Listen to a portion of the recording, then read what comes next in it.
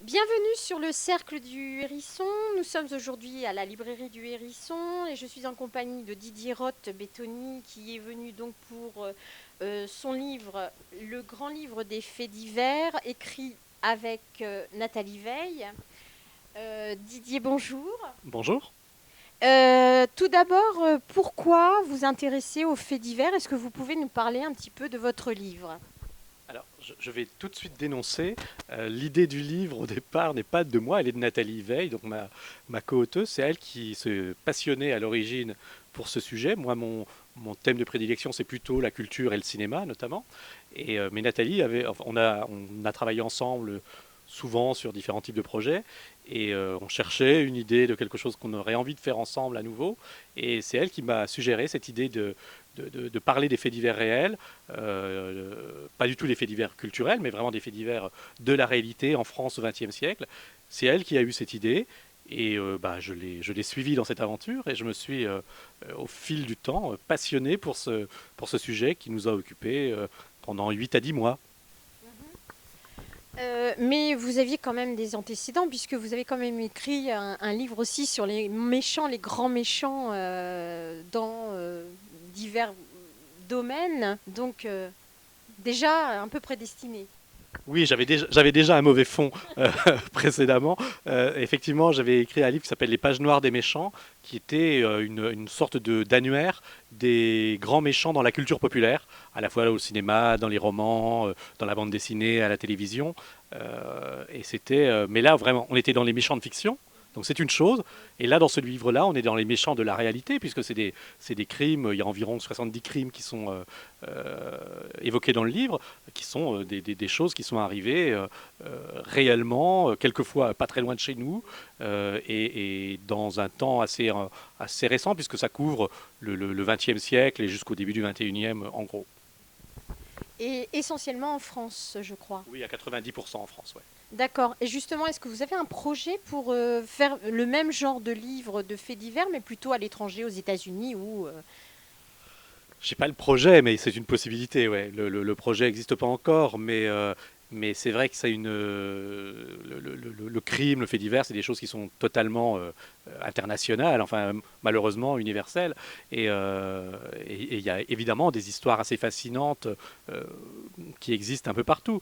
L'avantage de se limiter à la France, c'est que ça a limité déjà un tout petit peu le corpus, qui pourtant, voilà, on était parti sur un nombre d'affaires incalculable, et puis petit à petit, on a réduit le champ parce qu'on a organisé le livre en grandes catégories de crimes et on a essayé de trouver des histoires qui correspondaient aux catégories qu'on a définies, que ce soit les crimes en série, les crimes en famille, les crimes sur enfants, les crimes passionnels, etc., etc. Donc on a essayé à chaque fois de trouver des histoires qui entraient dans ces cases et qui étaient les plus emblématiques, les plus représentatives possibles de ces catégories. Donc évidemment, on pourrait faire les mêmes choses à l'étranger, mais alors là, pour le coup, c'est un nombre potentiel quasi infini et qui est un peu effrayant pour le coup. Oui, j'imagine, oui. Alors justement, combien cela vous a-t-il pris comme temps entre la recherche de tous ces faits divers et l'écriture de ce livre? Moi, ça a pris à peu près une dizaine de mois, je dirais, dont plus de la moitié en recherche, en documentation, en rencontres.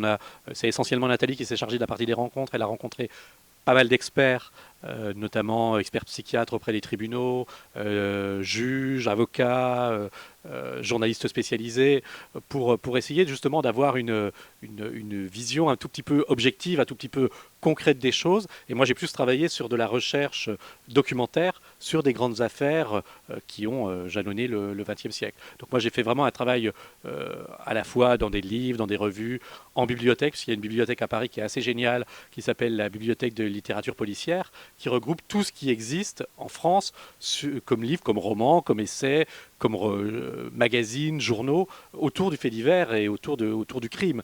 Et c'est assez passionnant, donc j'y ai passé pas mal de temps pour faire des recherches pour ce livre pendant ces quelques mois. Alors justement, est-ce que vous pouvez nous parler un petit peu de votre formation professionnelle et aussi du type de roman que vous aimez lire, nous parler un petit peu de vous? Ma formation professionnelle, moi j'ai été pendant très longtemps journaliste, journaliste culturel, essentiellement critique de cinéma pendant plus de 20 ans, dans plein de journaux, notamment Première. Et puis j'ai fait d'autres choses. J'ai été libraire pendant quelques années aussi en Bretagne. Et puis depuis une dizaine d'années, j'écris des livres en parallèle d'autres activités, puisque aujourd'hui je suis aussi écrivain public. J'écris des récits de vie euh, pour des particuliers. Donc voilà, c'est ça un petit peu mon parcours. Et à côté de ça, j'écris des ouvrages comme celui-là et des livres essentiellement autour du cinéma ou de la culture. Et l'autre question, c'était, oui, qu'est-ce que je lis? Je lis un peu tout.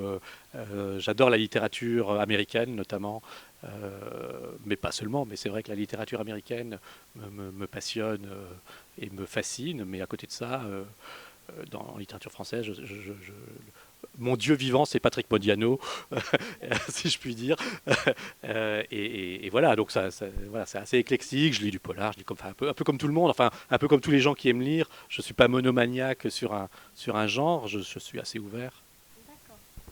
Est-ce que vous avez vous avez parlé un peu de livres que vous écriviez. Vous avez un projet bientôt de sortie, de publication ou autre? La sortie, non, puisque là, celui-ci vient de sortir. Il est sorti il y a un mois et demi à peu près, donc c'est quand même encore très récent.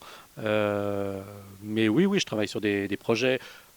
Un livre qui va sortir très bientôt, enfin en début d'année prochaine, qui est un tout petit essai sur un cinéaste euh, un peu oublié aujourd'hui, qui s'appelle Philippe Valois, qui est un cinéaste des années 70-80. Mais ça, c'est vraiment un tout petit livre pour me faire plaisir, pour revenir à mes origines. Et puis, oui, il y a d'autres projets qui se mettent petit à petit en place, mais ça prendra un peu plus de temps. Et sinon, une dernière question, vous avez des salons près de prévus dans la région ou ailleurs en France? Eh bien, salon demain, demain je serai à Sens, au salon qui s'appelle Sens 1000 pages, oui, c'est ça, qui a lieu à la salle de la Poterne à Sens. Et sinon, je serai sur le salon d'Autun salon du livre d'Autun en début d'année prochaine. Je crois que c'est en mars, si je me souviens bien. Je fais une autre signature à Villeneuve-sur-Yonne dans 3 semaines. Voilà un petit peu pour la région. D'accord. Merci beaucoup Didier. Merci à vous.